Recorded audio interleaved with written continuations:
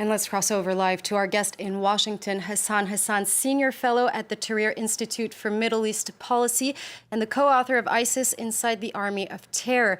Thank you so much for joining us here on France 24. The U.S. Army is now saying that 90% of Raqqa has been retaken. What kind of resistance can we expect from the jihadists? I think the battle inside Raqqa is almost done. I don't think there were.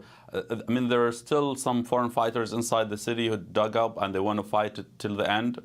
Their position has been kind of the reason why there has been some back and forth on a deal to get them out, or to kind of allow them to leave the city, to basically release a few thousand civilians held in the city as human shields by ISIS.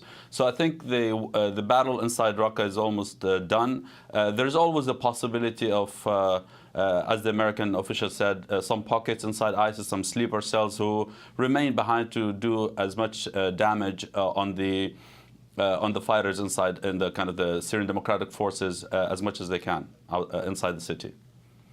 And now, Hassan, what would the fall of Raqqa mean for the Islamic State group? Well, if it was liberated, say, 2 years ago, it would have been a big deal. Today, it is a big deal, but it's not as big as it would have been, say, 2 or 3 years ago.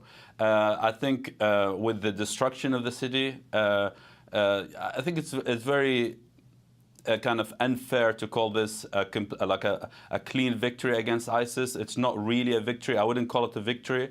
I would, call it a military gain against ISIS, but it's not a victory in the sense that it's not all good news in the city. The city is completely destroyed, or almost completely destroyed. The fighters have the US-backed fighters have expelled ISIS from almost a wasteland, Raqqa. So I wouldn't call it a complete victory because of the annihilation tactics that the United States has used inside the city. They have also surrounded the whole city. They didn't allow civilians and maybe even local ISIS fighters to flee. This is a tactic that the Americans used in western Mosul as well as in Raqqa. So I think that was one of the reasons why we have seen so much destruction inside the city.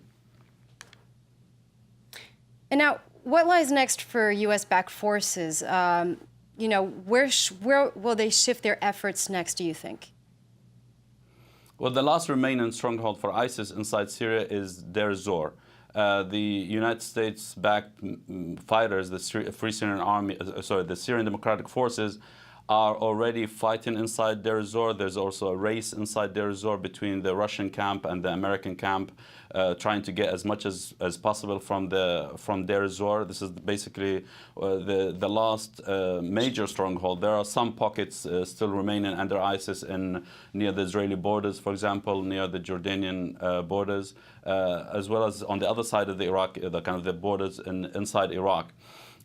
So that's the next focus. It's a tricky battle because it's on the borders. So even in the standards of the past 3 years, which is kind of a difficult fight against ISIS, these borderlands have always been envisioned as ISIS fallback. ISIS has a decade worth of experience fighting in the desert areas. So these borders between Syria and Iraq are also surrounded by desert area that ISIS has a superior knowledge, if you like, in terms of tactics, in terms of fighting tactics, and so on and so forth. And now, one last question. The jihadists have lost a lot of territory. What impact might that have on their actions worldwide? Would it mean less terror attacks, for instance? Well, no, because ISIS is now focusing more and more on insurgency tactics and terrorist tactics. Over the past 3 years, they focus more on conventional fighting. So they want to take territory, they want to move from one area to another. They use fighting units to fight the fight. Now, even if you read ISIS publications over the past week or two, they've been talking, even before, they've been talking a lot about how in 2008, when they were defeated or they were about to be defeated, they shifted to IEDs, assassination tactics, to going after people who fought them, and they started that campaign. So this is where ISIS is heading next. ISIS frames its fight as a ceaseless war of attrition against its enemies, that if they're defeated, they continue the fight. And what's important for them, they keep saying, is the will to fight. They say what matters really is that we're still there, we can still fight, and that's what will eventually grant us the victory that we want in the future. Thank you so much for that.